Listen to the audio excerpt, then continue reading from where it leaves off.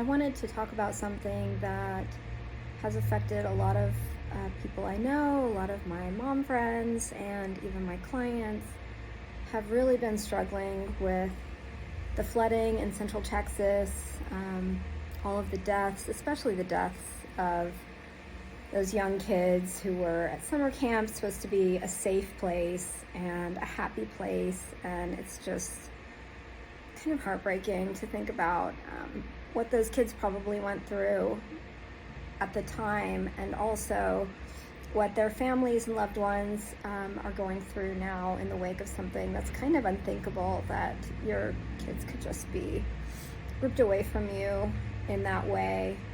And even if you are not someone who knows someone who was personally affected by this tragedy, I think it just really hits in a deep place for a lot of us. If you're a parent, it's not that hard to imagine that something could happen to your kid one day, and so it just makes your heart ache, and that's normal, and it means that you're human and you're empathetic and you're loving.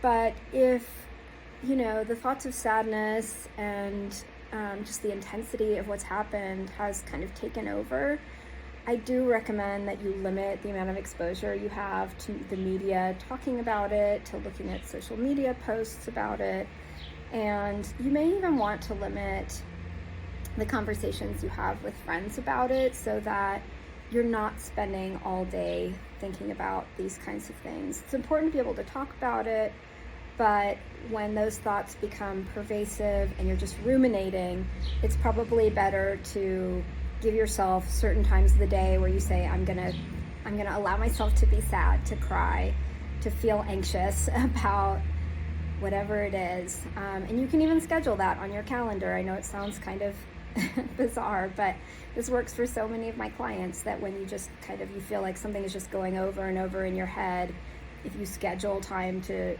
grieve or to feel anxious or whatever it is for certain periods of the day, and then when the thoughts come up at other times of the day, you remind yourself, I am going to feel these feelings, but this isn't the time for it. And you just imagine putting it away in a little drawer and locking it up, and then coming back to it when it's the time for you to allow yourself to really sit with those feelings.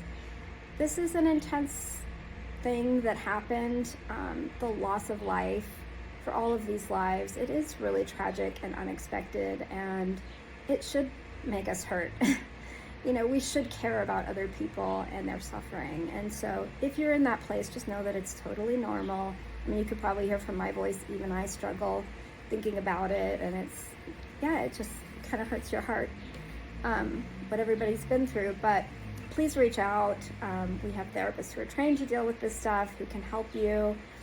If you are personally affected by this and you are really grieving, talking to a therapist can make a big difference. We have therapists who can work with you one-on-one.